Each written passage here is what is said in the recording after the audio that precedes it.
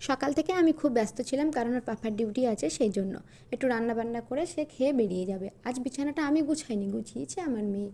ও দেখছে যে মা একটু ব্যস্ত আছে রান্নাঘরে, সেই জন্য বাসি বিছানাটা ওই আজ গুছিয়েছে। আর যেরকমই পারুক ও মোটামুটি আমাকে সাহায্য করার চেষ্টা করেছে। যাই হোক, আমার খুব ভালো লেগেছে, আমি ওকে টুকটাক কাজবাজ শিখিয়েছি। আজ রান্না করব পার্শে মাছের ঝোল আর একটু লাউ ঘন্ট।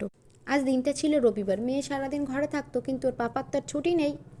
আর আমরা হলাম পুলিশের বউ, তাদের তো মোটেও ছুটি নেই। রবিবার বলে তাদের জীবনে কিছু হতেই পারে না। যখন থেকে জ্ঞান বুদ্ধি হবে আর মরে যাবার আগ পর্যন্ত মানুষ কেউ কখনো সুখী থাকতে পারে না। প্রত্যেকের মনের মধ্যে কোনো না কোনো ক্ষোভ আছে যে এটা হয়নি, ওটা হয়নি, বা আমি ভালো নেই, এরকম কিছু একটা। এই যারা গ্রামে বাস করে তারা ভাবে যে একটু শহরে গেলে মনে হয় ভালো থাকতে পারতাম। যারা শহরে বাস করে তারা মনে হয়, তারা ভাবে যে আমরা একটু বিদেশ গেলে হয়তো ভালো থাকতে পারতাম। আর যারা বিদেশে থাকে তারা ভাবে যে আমরা একটু ব্যস্ততম জীবন কাটিয়ে একটু রিল্যাক্সে দিন কাটাই। বাট কারোর কপালেই কেউ দিন শেষে কেউ ভালোই থাকে না। প্রতিটা মানুষের মধ্যে একটা চাহিদা পূরণ হবার পরে আর একটা চাহিদা এসে হাজির হয়।